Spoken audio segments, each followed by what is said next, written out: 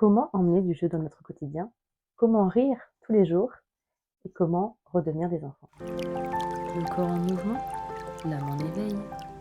Bonsoir à tous et bienvenue sur ma chaîne. Je suis contente de vous retrouver ce soir. La thématique, ça vient d'un questionnement que j'ai ces derniers temps, où en fait, voilà, je trouve que l'innocence des enfants est magnifique à voir. J'adore leur façon de jouer, j'adore leur façon d'être réellement dans l'instant présent. Et j'aimerais bien pouvoir amener un petit peu ça dans ma vie. Alors je me suis posé la question de comment on pourrait faire et surtout je me suis posé la question de qu'est-ce qui nous en empêche? Alors sur ce qui nous en empêche, clairement, je pense que c'est le regard des autres. En grandissant, on apprend différentes choses. Déjà à l'adolescence, on sait que l'un des besoins les plus importants, c'est le besoin d'appartenance à un groupe et donc pour ça, qu'est-ce qu'on fait? Eh bien, on vient se conformer à une norme, on vient se conformer à une société et donc on essaye entre guillemets de rentrer dans le moule. Hem et donc c'est pour ça qu'on se soucie de plus en plus du regard des autres. On a, je dirais, en général, peur du jugement et puis on va répondre à une certaine forme de conformisme et du coup, on va s'adapter à ça. On va s'adapter à ce que la société attend de nous ou en tout cas ce qu'on pense que la société attend de nous, parce que des fois, c'est pas forcément exactement la même chose. La perception qu'on en a peut être légèrement différente, complètement différente. Alors qu'est-ce qui fait qu'on ne s'autorise pas ce comportement-là? Ou bien encore celui-ci.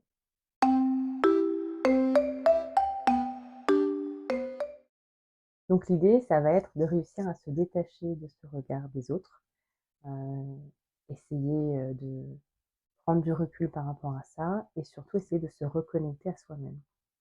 Donc pour se reconnecter à soi-même, ça va passer par le fait d'oser être soi-même et pour ça d'accepter ses émotions, je dirais, aussi bien positives que négatives et surtout en se reconnectant à son enfant intérieur. Parce que finalement, l'enfant intérieur, qui est en nous, lui, il a toujours envie de rire, lui, il a toujours envie de jouer. Il en a toujours besoin d'ailleurs. Je pense que c'est un besoin qu'on a tous, qu'on exprime plus ou moins, qu'on ressent aussi plus ou moins, mais en tout cas, je pense que c'est un besoin qu'on a tous. L'un des éléments que je pense, important également, c'est de faire entre guillemets «un tri» dans ses proches. Dans ses amis particulièrement. C'est-à-dire que, alors on en parlera peut-être dans une autre vidéo, régulièrement je fais un point un petit peu sur OK, telle personne, est-ce qu'elle m'apporte, heu, du positif? Oui, non. Est-ce qu'elle m'apporte du négatif? Oui, non. Et puis entre les 2 voilà, quelle est la balance entre les 2? Qu'est-ce que cette personne m'apporte plus de positif ou de négatif? Et parfois, on arrive à la conclusion que finalement cette personne nous attire beaucoup plus de négatif, nous apporte beaucoup plus de négatif qu'elle nous emmène de positif. Et quand je dis ça, ça revient un petit peu au regard des autres. On a tous eu ou on a tous encore aujourd'hui, des personnes dans notre entourage qui vont porter un regard, plutôt malveillant, je dirais et qui vont avoir tendance à nous dire: «Mais tu as vu, tu fais ça», voilà, en tout cas pas nous apprécier pour ce qu'on est, pas nous apprécier dans notre spontanéité. Parce que finalement l'enfance c'est quoi? C'est justement toute cette spontanéité qui va avec l'innocence. C'est pouvoir se dire: «Bah, tiens, j'ai envie de faire ça, allez, je le fais». C'est pouvoir se dire: «Tiens, j'ai envie de chanter là, alors je chante. OK, je suis en public, OK, il y a du monde, mais je m'en fiche, j'ai envie de le faire, en fait». Par rapport à tout ce qui est spontanéité et imagination, il va y avoir plein de petites choses qu'on peut mettre en place, je pense. Alors, vous allez me dire, hein, peut-être que vous allez penser à d'autres choses, par rapport à ce à quoi moi j'aurais pensé. Moi, je pensais, par exemple, voilà, s'autoriser à danser, que ce soit, seul chez soi peut-être pour commencer, s'autoriser à chanter, pareil, seul chez soi dans un premier temps et après pourquoi pas aller faire un karaoké, n'importe quoi. Ça va être, se déguiser, ça va être faire des jeux de société, même si bon, il y a certains jeux de société qui peuvent être quand même vraiment drôles, il y en a d'autres qui sont beaucoup plus sérieux, donc là, on va plutôt, aller vers des jeux de société assez imaginatifs et cetera.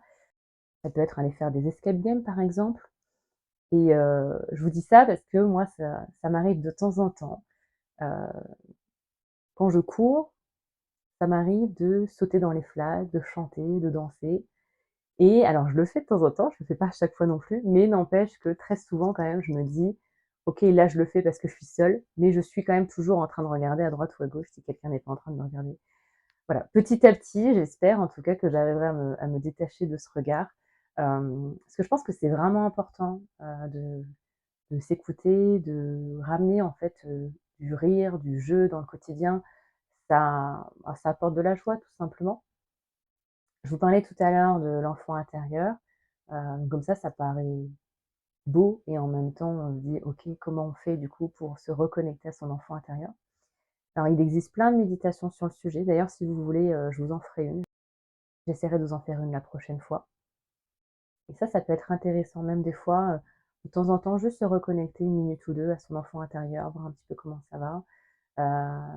Et finalement quand on fait ce travail-là, quand on essaye de se reconnecter régulièrement, on se rend compte un petit peu les moments où on est dans le manque de jeu, les moments où on est dans le manque de rire, heu et voilà, on va sentir que notre enfant intérieur est un peu «terne» entre guillemets et que là, c'est le moment justement de faire quelque chose sur ce sujet. Voilà, j'espère que la thématique du jour vous aura plu et puis, n'hésitez pas à commenter, heu, voir ce que vous faites dans votre quotidien ou est-ce qu'au contraire vous avez vraiment du mal à le faire et que vous aimeriez aussi, tendre vers ça. Et puis n'oubliez pas de vous abonner et de mettre un like. Merci.